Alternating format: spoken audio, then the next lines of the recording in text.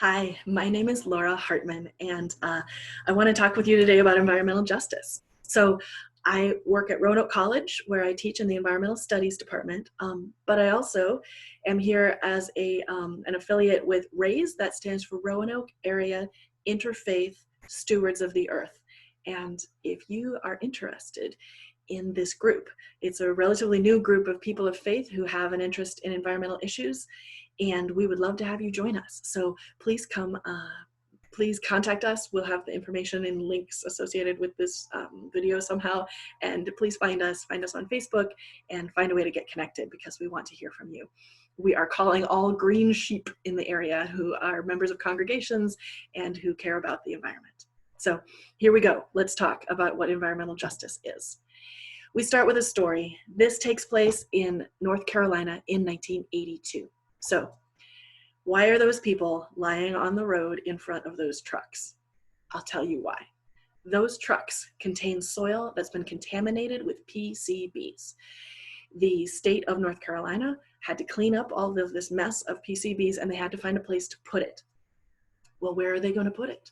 They decided to put it in a county, Warren County, that has a pretty low population density and is mostly full of African American people. Yeah. So the protesters who were against this movement coined the term environmental racism. They said, you decided to put it here because we're Black. That's why, not because of any other reason. And so they protested against it. So you can see people lying in the roads here. You can see these people picketing with the signs. This story doesn't have a real happy ending. The folks lying in the road, who were upstanding citizens, school teachers and the like, well, they got arrested and carted away. The people with the signs were not able to stop the trucks. The dump happened. It's still there. However, one good thing did happen from this. Do you see that man standing in the front of the picket line? He's got a clerical collar. He's a person of faith. In fact, that's Reverend Dr. Ben Chavis. He is associated with the United Church of Christ. And he went to his denomination and said, we have to study this. I have a hunch that toxic waste is being put in communities of color. And so they did. The United Church of Christ studied the distribution of race in this country, and they studied the distribution of toxic waste, and they produced this report in 1987 called Toxic Wastes and Race in the United States. And perhaps it's not surprising, but it was important to prove it. They proved that there is a definite correlation, and that even if you control for wealth and some other factors that you think might be relevant, race is the biggest deciding factor in where they put the nasty stuff. They put it with the people who are seen to have less value because they're not white. This is a problem. And this is the beginning of the environmental justice movement. Environmental justice is concerned with a disproportionate impact of negative environmental harms on communities of color. In 1994, President Bill Clinton signed Executive Order 12898. What that did was it established in the EPA, the Environmental Protection Agency, it established an Office of Environmental Justice. The other thing it did is it said any project that is building a thing like a road or a bridge or something like that, any project that gets federal funding needs to do an environmental justice impact assessment. So you have to make sure that whatever you're doing isn't having a disproportionately bad effect on vulnerable communities. Very cool. There are some well-known cases of environmental injustice out there. There's a bunch. In fact, this whole field is just peppered with stories. So I want to tell you a few, and then we'll talk about theory. This is an area that is known as Cancer Alley. It is the stretch of land in Louisiana along the Mississippi River between Baton Rouge and New Orleans. Sorry, I couldn't remember the name of that city for a moment. In that stretch, there's an average of 2 big manufacturing plants every mile. That's the average. It's this huge cluster of oil refineries, places where they make plastics, where they make other other materials that are high tech and that involve a lot of petrochemicals and so forth. Well, guess what? That area is also a cancer cluster. There's a very, very large proportion of people with cancer in that area. Oh, and did I mention it's also predominantly African American and predominantly low income? You can see this individual in the image is fishing. This is a great way to get protein for free if you don't have a lot of money to buy food, right?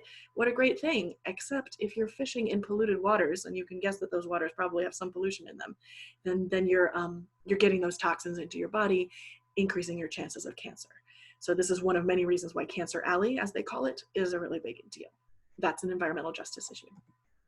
Here's another one. This probably looks familiar to some of you.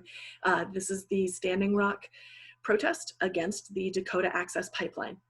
The placement of pipelines is always an environmental justice issue. Again, because when you have something that is undesirable, we call this a locally unwanted land use, a LULU, you're gonna put it someplace where you don't expect resistance. State of North Carolina put the dump in Warren County. They didn't expect resistance.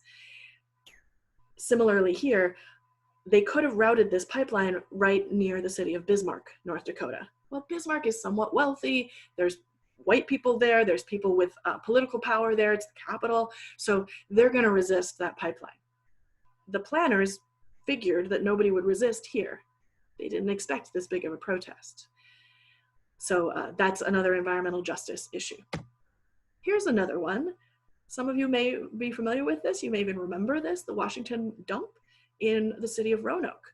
It was a pretty disgusting dump where it's full of trash, would often catch fire, smell terrible, right? This is an environmental hazard.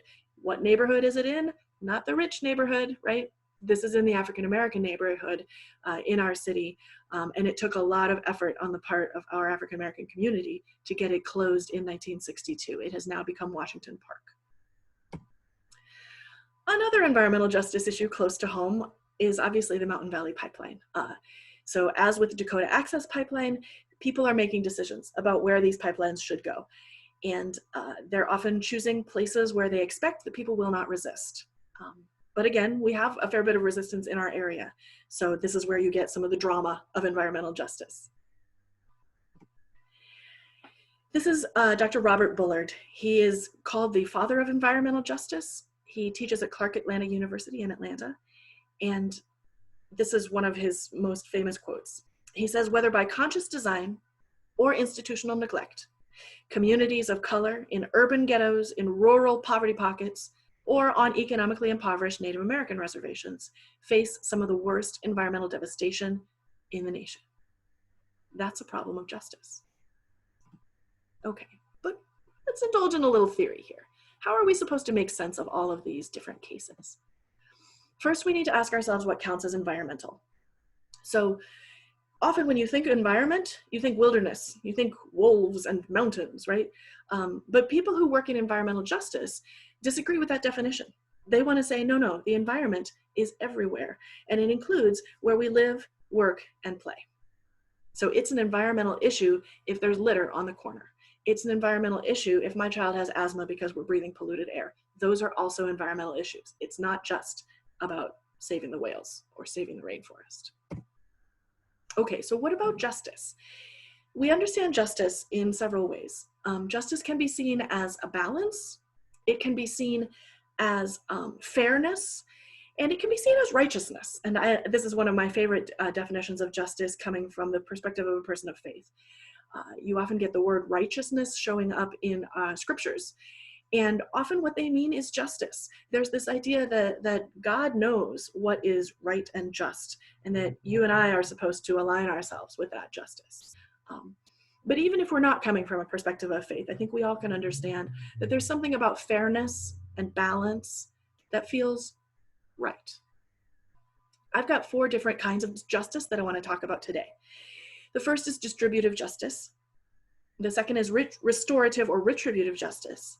The third is procedural. And the fourth is prophetic justice. And as I go through each of these, I'll define them. So we'll start with distributive justice. This is my excellent graphic design skills at work here.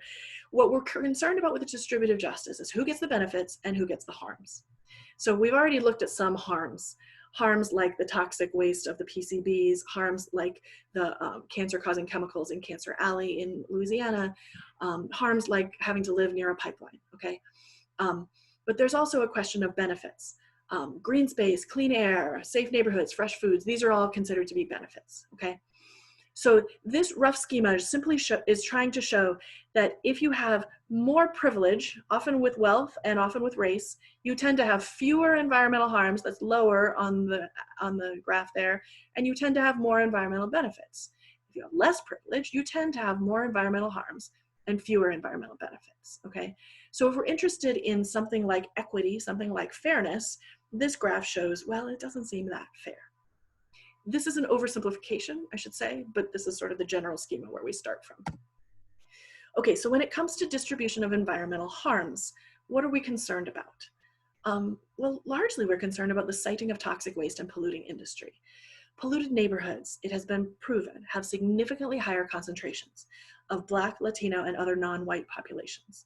This is statistically significant even when controlling for income and socioeconomic status. Okay, so how did this happen? Well, given the way that our economy works right now, toxins exist, industry exists, and they have to go somewhere. So governments and industries seek what they call the path of least resistance. Communities of color often find it hard to fight against this practice, particularly if they are promised employment. I want you to know that there are people who study the sort of chicken and egg part of this, because it might be that the neighborhood is toxic and then the poor people come, or the people of color come because land is cheap, right? Or housing is going to be cheap there. But however, it has been proven that this is largely not the case. It tends to be a pre-existing poor or African-American neighborhood, and then the toxic things get put there. For what all that's worth, it does seem to be the causality. Okay, what about distribution of benefits? Well, what about access to fresh food? This is a striking one. I found this amazing map of the food deserts in Chicago, which I think you would find interesting. A food desert is a place where you don't have access to fresh food. The only grocery stores available aren't really grocery stores at all. They're corner stores where all you can get is processed food. So access to fresh food is an issue in some neighborhoods. And guess what? The neighborhoods where it's the worst are the neighborhoods that have the least white people. And that's true in our city as well. So that's another thing about distribution. What seems like a fair or just distribution here? Probably not what we have. Access to green space is another one. The houses that are right next to the park cost more because it's desirable. Okay, fine, but then that means that the people with less means don't have as much access to that green space. Green space has been proven to help people's quality of life and help people's physical health. It's really good for us to be near greenery. So if you're excluded from that, or you don't have as easy of an access to that, that also can be an issue of distributive justice. Okay, distributive is the big one for environmental justice, but let's talk about some other types of justice. Retributive or restorative justice is an interesting one. So retributive justice is about punishment for a crime, and restorative justice is about how to make a ruptured relationship better, how to heal some of the harms that have been caused. So I think it's interesting to think, is it helpful to think about victims, perpetrators, and crimes in this context? Washington Dump in Roanoke City back in the 50s and 60s, right? There are victims. Are there perpetrators? I mean, sort of. It's difficult because it's a whole system. There's not like one individual who's, the criminal. But it is interesting to think about something like punishment, something like reparations. How can we make things right after they've been so wrong? What should happen in Cancer Alley with the high rates of cancer? Who should pay and why? These are all questions that come with these environmental justice questions. Procedural justice is a big one. So the EPA defines environmental justice with this nice long quote. I'm just going to say it. It is the fair treatment and meaningful involvement of all people, regardless of race, color, national origin, or income, with respect to the development, implementation, and enforcement of environmental laws, regulations, and policies. I highlighted the words meaningful involvement there because a lot of these decisions that have an environmental impact and an environmental health impact are made in ways that exclude some of the folks who are impacted by them. This is just a random picture that I found of a zoning board meeting. Meetings just like this one are where a lot of these decisions get made, these impactful decisions, decisions that really matter for people's health and that matter for their well-being, decisions where people should have a voice. one of the reasons I picked this photo is because it's all white people in the meeting. Did you notice that? Now, this is in Michigan. Maybe it wouldn't be that wouldn't be the case here. But as we have these meetings, it's worthwhile to ask ourselves, how accessible are the meetings? How much do we understand them? Is it possible to for people to show up to these meetings in ways that is a fruitful kind of participation? And then finally, I wanted to bring up the idea of prophetic justice. This is a way of thinking about right and wrong and about fairness that asks ourselves, what is our vision? What are we aiming for? And this is where those people of faith actually have a really interesting role to play and an interesting voice. Because there's a lot of visions of fairness and justice that are associated with these faith traditions. You've heard phrases like, let justice roll down like waters. You've heard phrases like, the lion shall lie down with the lamb, right? Some of these are coming from the Bible. And what does it mean to have this vision of the world as it should be and use that to measure what is and is not correct or proper? So this is where prophetic justice comes from. And one of my best examples of prophetic justice is the Pope.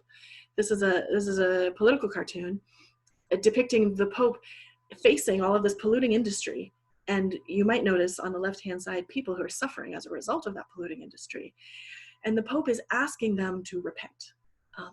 So I think that there's a role in the whole justice discussion. So remember, it started with a pastor in North Carolina who commissioned that report from the United Church of Christ. This has always been about morality, and it's always been driven by people of faith. This whole environmental justice movement has been characterized by this commitment to do better and to hold people to a high standard of morality because people's lives are on the line, because it matters that we need to treat people with dignity and respect, not as sacrifices that simply need to be made for the sake of the economy.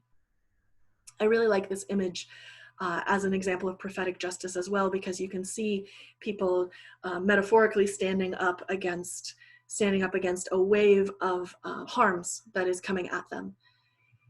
There are so many environmental justice issues that relate to flooding. Hurricane Katrina, we could talk for a long time about that, but I don't want to take too much more time.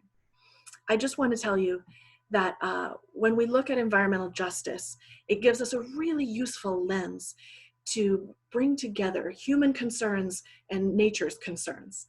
All of these are an interconnected system. Environmental justice reminds us that we are organisms and we are vulnerable to the toxins in our area. We're vulnerable to all of these factors that we might think that we're separated from, but really it is all interconnected.